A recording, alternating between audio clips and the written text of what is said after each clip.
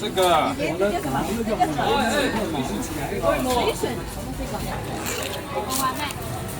他刚刚抽这个叫什么？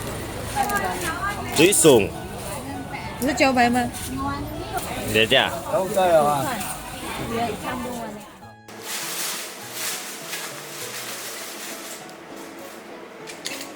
把皮稍微削一点，这样吃起来不会硬硬。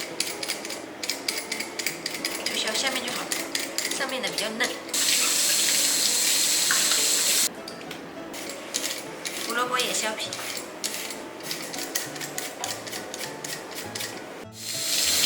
青椒也洗干净，猪肉也洗一下。现在把茭白切成丝，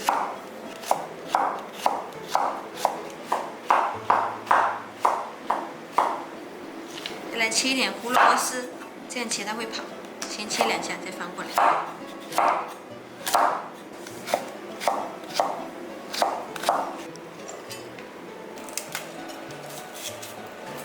青椒也切成细丝，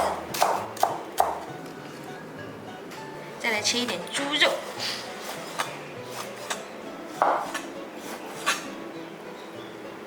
来切一点配料，葱姜蒜切成末，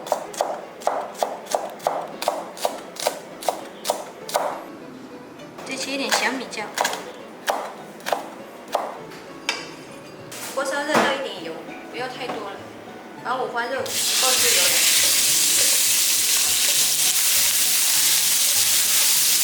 五花肉煎到这样黄黄的就可以了，把它盛出来备用。锅里的油留着，把葱姜蒜放下去，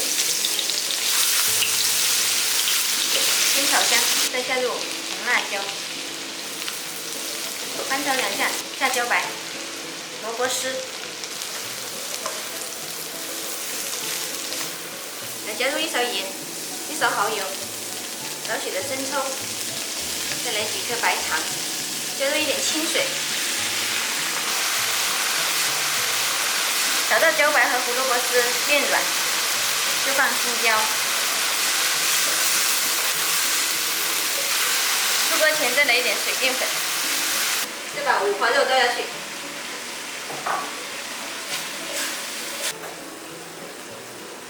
装盘就可以开饭啦。